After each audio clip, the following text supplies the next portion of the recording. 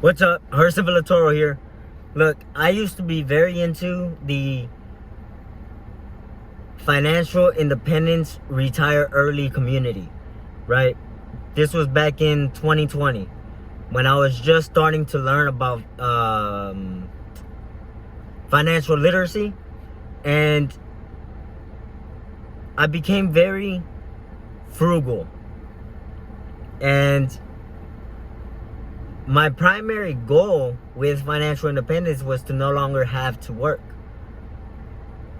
I took on the phrase, there's one phrase that I took on as kind of like a motto for my life, which was, I don't live to work, I work to live.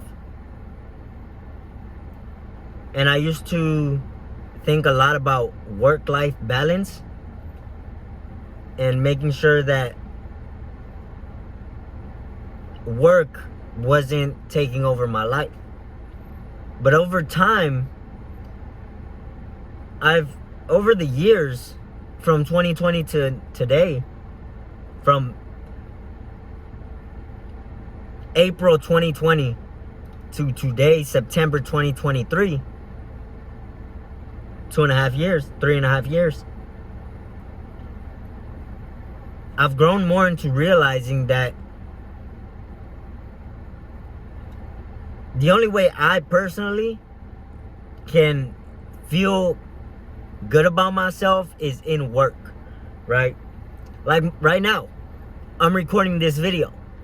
I feel much better recording this video than I would if I was scrolling through a Reddit thread or on YouTube. I could be learning on YouTube and I still feel better about myself recording this video more than I do when I'm on YouTube. I feel better about myself when I'm working than when I'm eating. I feel better on myself when I'm at the gym than when I take time to sleep an extra 2 hours so I can hit 8 hours of sleep. I feel better about myself when I hit the gym even though I didn't get enough sleep. I don't know if everyone is like this. I definitely didn't used to be. I've grown into this kind of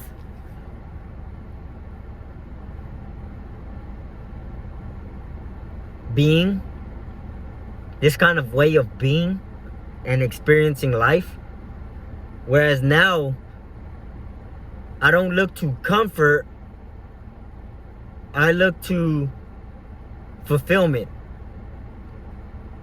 Whereas back then, I would have slept 8 hours, even 11 hours to make sure I got enough rest, and I felt okay about that. I never really, I can't say I ever felt good sleeping 8 hours. It just felt comfortable. And it felt, quote unquote, good. Just like it felt good to smoke weed. It felt good to pop Xanax.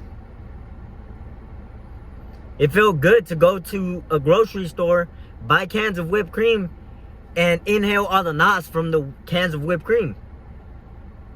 That experience felt good. But I didn't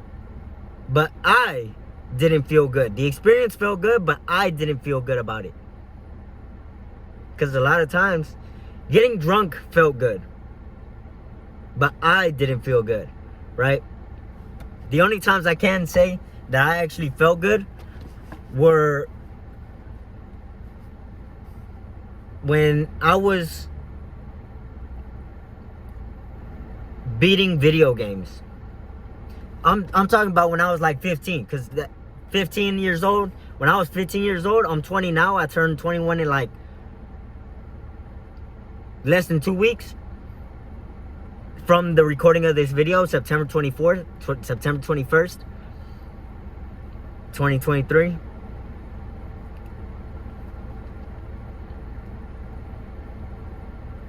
Achieving targets and beating video games were probably one of the only things that made me feel good until I finished the game, because once I finished the game, there was no more to go forward in. Yeah, there were side quests and fucking like GTA, you got the strangers and freaks, I think it's called, and then you got the UFO parts you find, but those weren't really ever fulfilling. Going through the story was fulfilling, right? So then I went to fucking juvenile halls. Then I gained a sense of fulfillment from finishing books. The last time I was there in juvenile hall, spent all my time reading books, and that shit felt fulfilling. I was going through books and actually completing them, and that felt good. And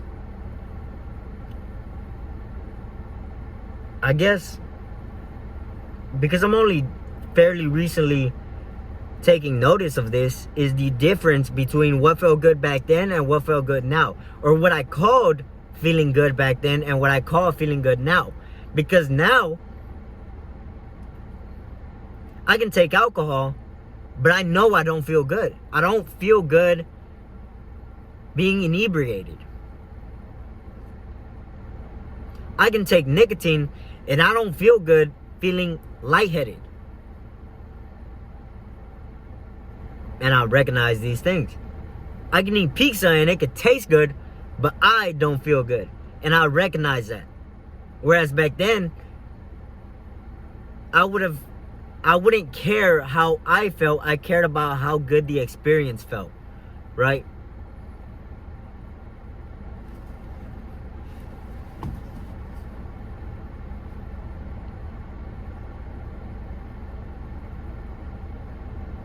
And I've kind of just grown into, based on the things I learned, because if I wouldn't have learned the things I learned from, one, financial literacy books and channels on social media, and two, entrepreneurs on social media, I wouldn't have the differing focus that I have now. Whereas I used to focus on what felt good, what felt good to me, and what makes me feel good about myself, right? So work makes me feel good about myself. Sleeping in makes me feel good, but it doesn't make me feel good about myself. Work makes me feel good about myself, even though it doesn't always make me feel good. Or even though it doesn't always feel good. Because there's often times where I'll have a negative interaction with a customer and I won't feel good about that. But at the end of the day, I feel good about myself. I won't feel good that my feet are hurting after standing for fucking hours.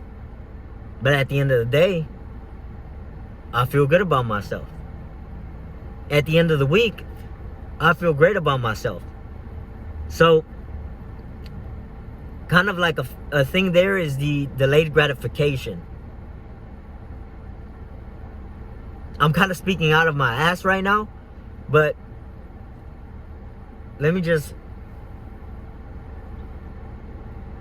try to formulate this, articulate this. So, whereas I used to care only about, let's say, eating pizza or smoking weed, and never cared about anything that was actually going to give me progress, that was instant gratification. Smoke the weed, after a few hits, I get high. Take the drink, after 7 drinks, I got drunk. Or depending on the fucking alcohol. Take the Xanax, after 30 minutes, I felt good. But now it's like, I don't care for these things anymore.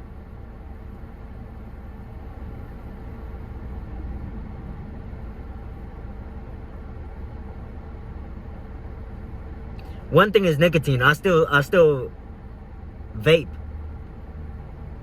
even though I don't enjoy the feeling of vaping or the effects of vaping. I don't enjoy it.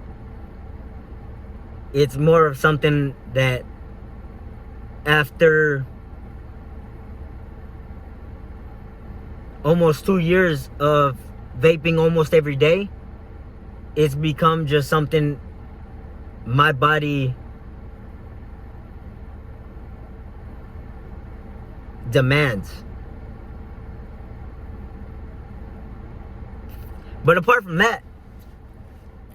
that one thing, it's like I have grown into more going towards delayed gratification, right? Now I can't say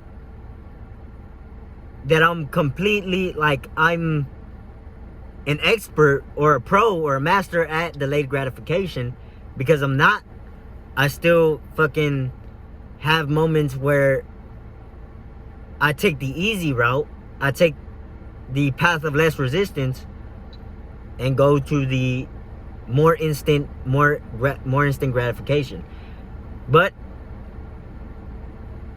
I've developed over time into more delayed gratification. And prioritizing delayed gratification over instant gratification. Even though, like I said, I still have times where I go to instant gratification, like the vaping.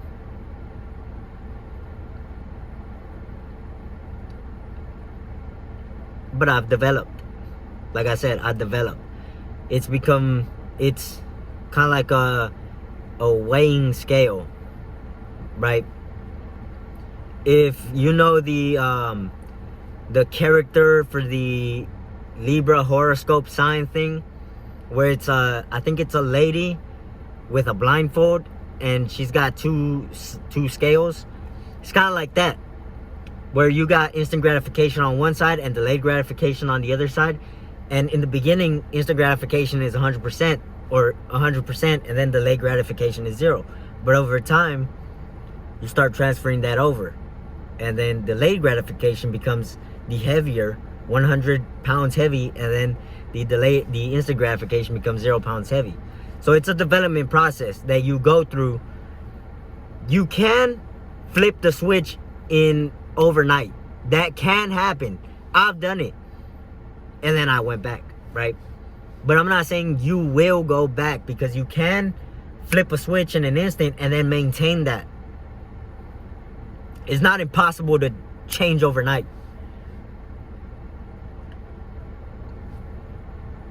Some people's developments are instant, and then some people's developments take longer time, right? And it's just different by person, right? So that's my video for today. I hope you enjoyed it. Name is Herson Villatoro. If you want to leave me some feedback, drop it in the comments, send me a DM or send me a text message. Text message is actually the best way to reach me. It's the quickest way I'll respond, because I rarely go on social media nowadays. Maybe for like 5 seconds, maybe for like 1 minute of 5 minutes a week, I'll be on social media, right?